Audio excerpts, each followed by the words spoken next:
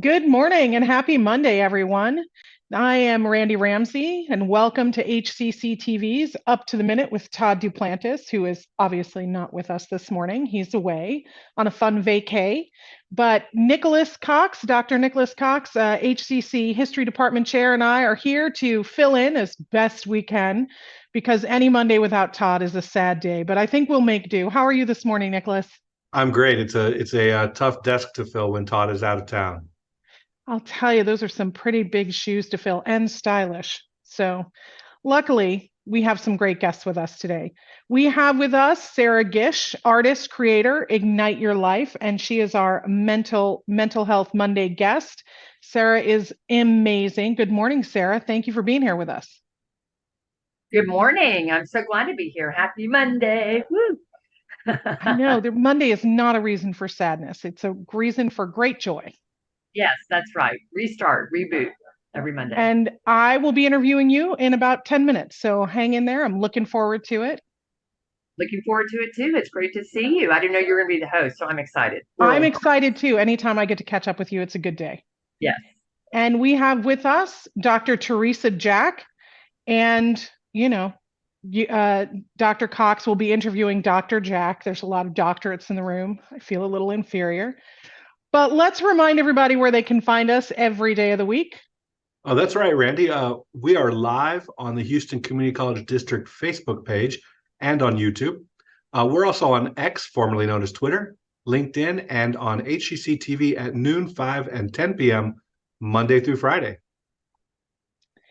And we're going to start off with Dr. Theresa Jach. Congratulations, by the way, for your very, very important Library of Congress grant. And I'm going to let Dr. Cox take it away. Okay, Thank thanks. you. Welcome, Theresa. It's great to see you again. Hi. Well, let's jump right in. You have won a grant from the Library of Congress to utilize your digital archive focusing on convict leasing. Tell our audience a little bit, in general terms, about convict leasing. So, convict leasing is basically when Southern prisons used inmates to make money. They leased them out so they wouldn't have to pay for them. And so we have a system of exploitation across the South where mostly Black men and women were incarcerated in order to enrich the state treasuries in Southern states. So that's basically what convict leasing is. And how does this grant help expand our public understanding of this convict leasing era? So the grant is basically covering the prisoner experience in the South from 1866 to 1940. And we're going to be using the Alan Lomax collection. And it's part of the Library of Congress's Connecting Communities digital initiative. So they got a Mellon grant to expand the library's public outreach with their digital archives so that more people could use it. And this project is going to be part of that. So there's going to be obviously an academic part of it, but there's also a public outreach part where we're going to use these prisoner stories to show the public that they were not just victims of a system, but they're real people doing real things, living their lives and trying to survive the system. So that's what we're working on. Let me ask a question about Alan Lomax. I think Texas music historians usually know this name, and folk music fans are usually a huge debt of gratitude to Lomax for the work he did in the early 20th century. But tell our viewers a little bit about who Alan Lomax was, the namesake for this Library of Congress collection.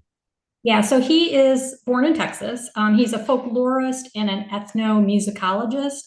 And what he did is he wanted to preserve folk songs. And so he traveled around the South and even into the North, recording songs with people singing them, kind of in their own homes, neighborhoods, farm fields, before those songs were lost to history. And so he had a real passion for it. And one of the things he wanted to do was to find songs that were rooted in enslavement, so like slave work songs.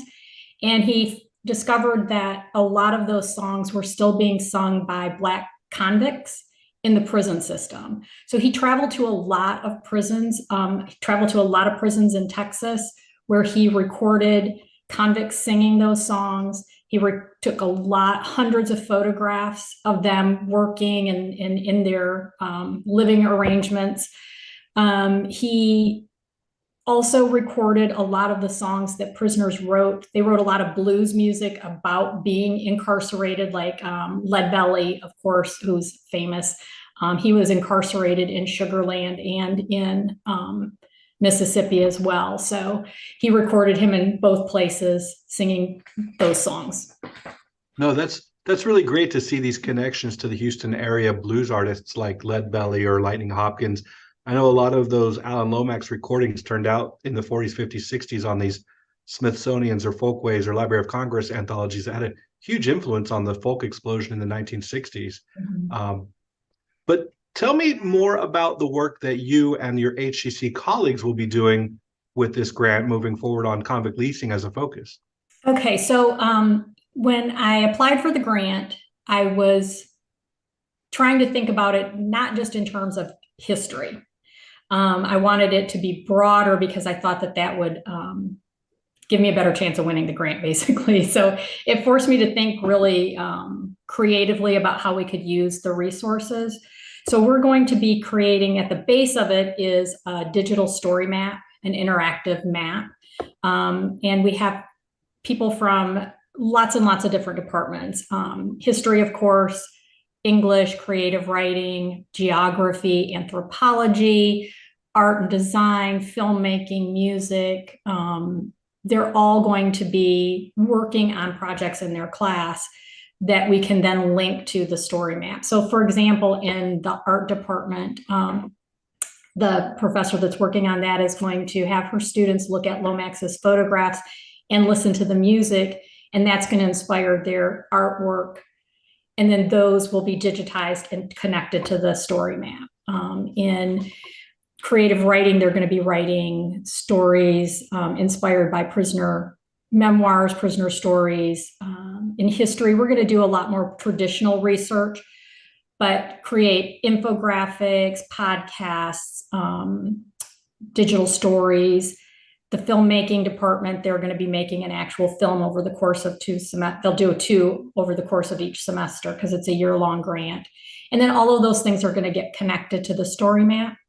And then at the end, in April, after the 2 semesters, we're going to have a public exhibition of the story map and all of the student work that's connected to it. We're going to allow students to bring their family and friends so they can show off what they've done. And so I'm really excited about it. No, that sounds really wonderful. And I'll be honest, when we get closer to the end of the project, we would probably love to have you come back on and talk about the results and the final projects. But one question we certainly wanted to ask was, can you tell our audience a little bit about the connections specifically between this project, HCC, and Sugarland 95? Yeah, so because the Fort Bend County is one of the main areas in Texas that used convict leasing and prison farm labor. And so when the Sugarland 95 discovery was made in 2018, and if you're not familiar, that was on a Fort Bend ISD school campus. They were building a new building, the Reese Technical Center, and they discovered remains of 95 convicts. Now, this is something that got a lot of attention at the time. Reginald Moore had been somebody that had been advocating that he knew that there was a cemetery somewhere in that vicinity and had not had much luck getting anybody to listen to him. And then when they made that discovery, of course, it was national and international news. So that puts us in a unique spot to also highlight the Sugarland 95 in our digital story map. We do have several professors that are going to be working on that specifically so that we can connect and link.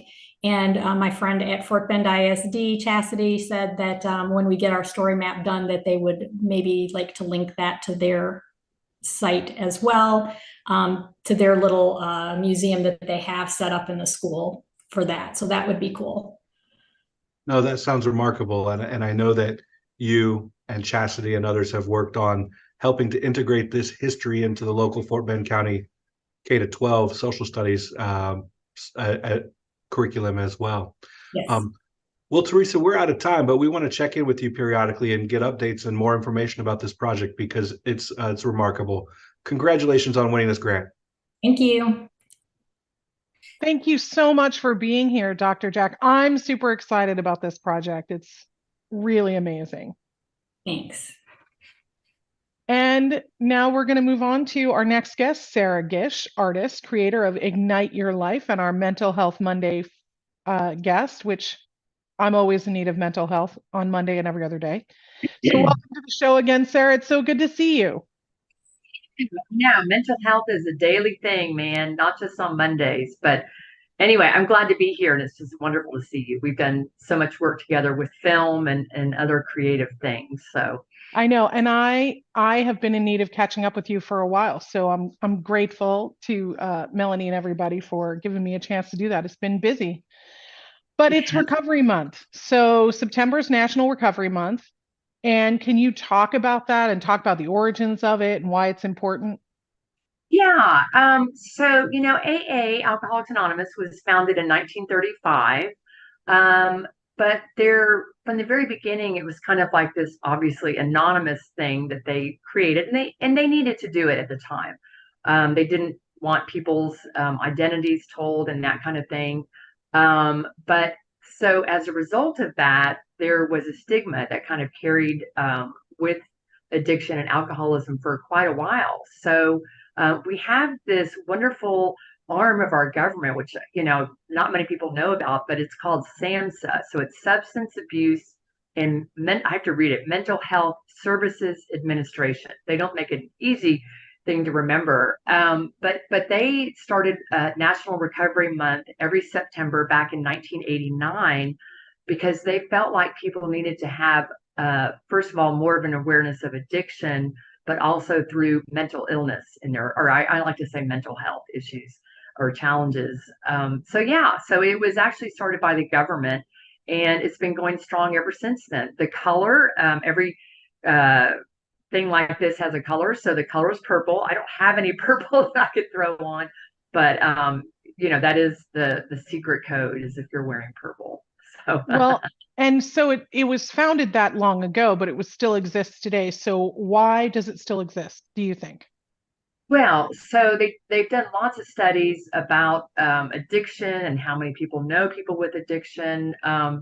Basically 1 in 2 people know somebody who have addiction issues. So it's really prevalent, and it's one of the troubling issues that we have in our country, and I can't say around the world really, but I do know that during the pandemic, especially, people started abusing drugs and alcohol, and I consider an alcohol a drug. So just to shorthand it, they just started abusing drugs mightily, because everybody was sitting around at home and ordering. The liquor shops were happy because people were, and I shouldn't joke about that, but because it was actually a very sad thing that people were drinking a lot.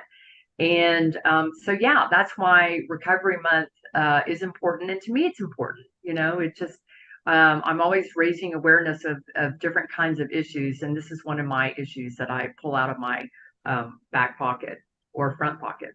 Well, I mean, as the daughter of an alcoholic and a former member of Al-Anon and Alateen, I understand the importance of recovery. It's just such a hard road alone, and you can't do it alone.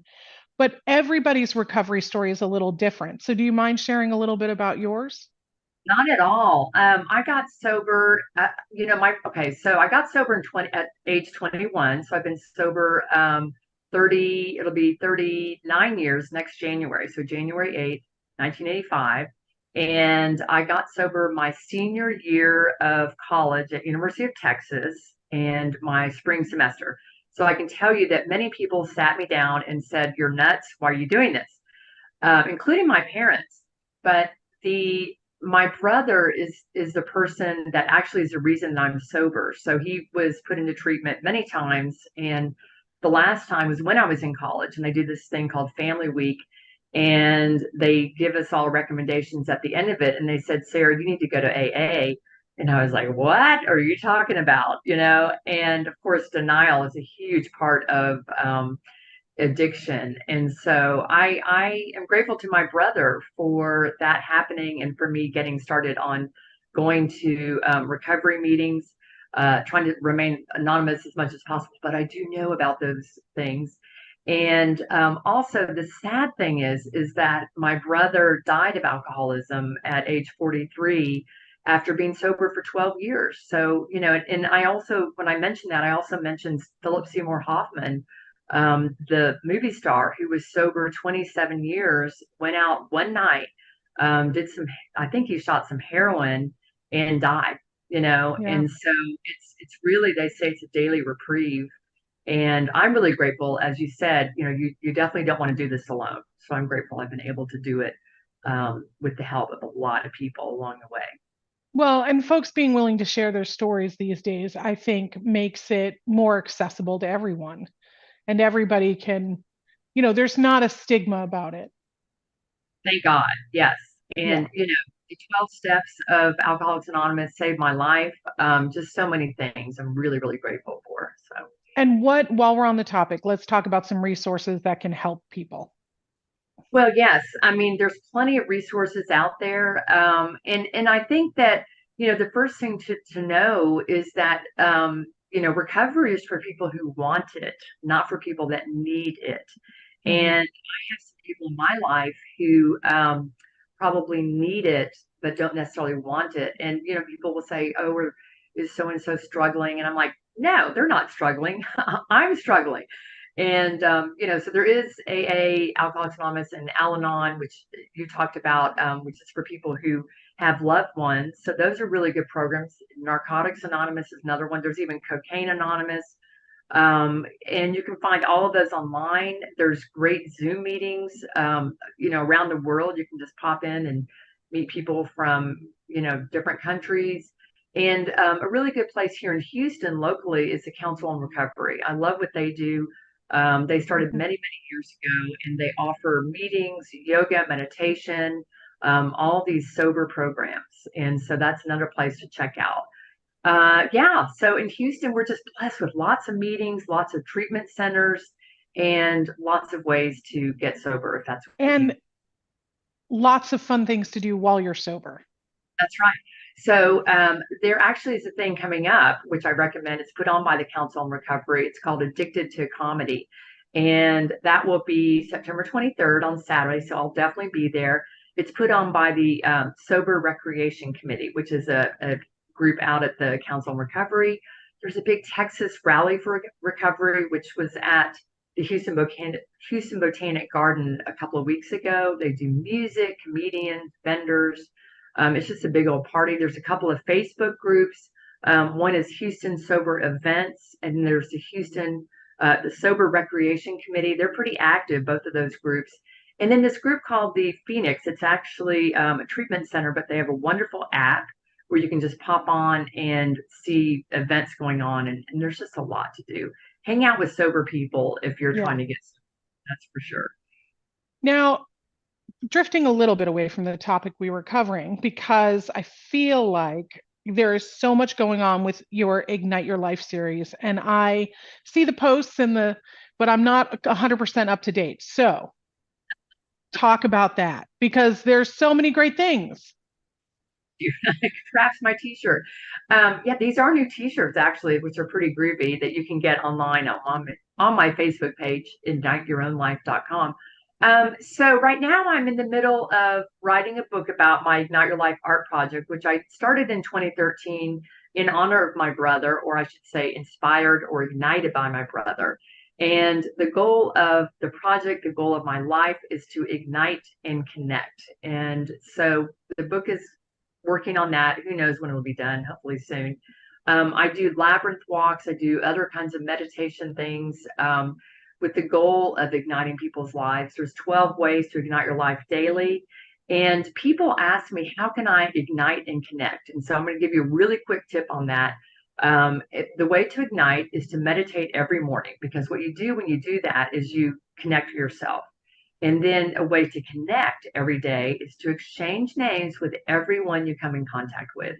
And it sounds really easy. I've been doing it for 10 years and it's not, because you have to stop and say, oh, wait, the person at the, cash register at the Walgreens, I exchange names with everyone. And it creates this little spark of connection. And it just, people are really stunned by it. But, I had a woman at the subway in, I don't remember, some small town in Texas. And she was like, that was the best interaction I've had all week.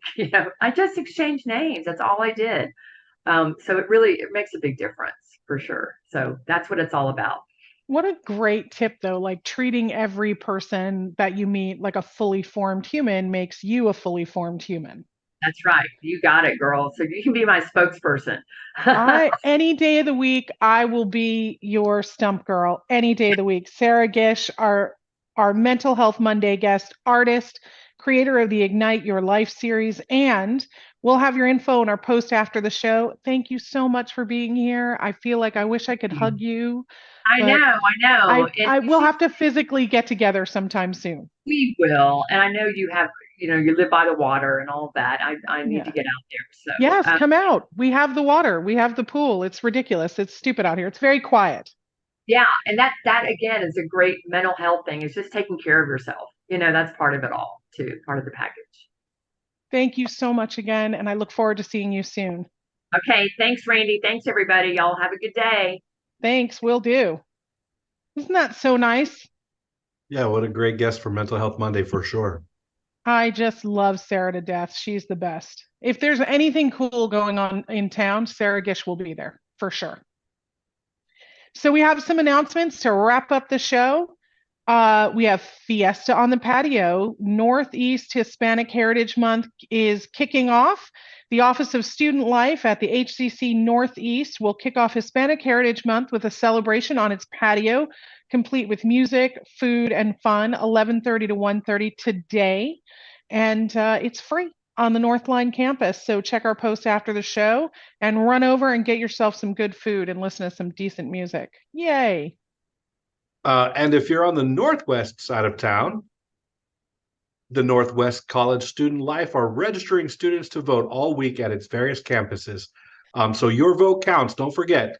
But today from 11 to 1 p.m., Monday, September 18th at the Katy campus, and tomorrow, 11 to 1 p.m., Tuesday, September 19th, at the Spring Branch campus. Later this week, they'll set up at the Alief Hayes and Alief Bissonnette campuses. Check our post after the show for the link to register. Yep. Register, vote, vote, vote. Your voice matters. And, if you're looking for something a little less serious than voting, the Thunderbird Club Ice Cream Social is happening tomorrow, 9:30 to 11:30 a.m. in the Automotive Technology Training Center.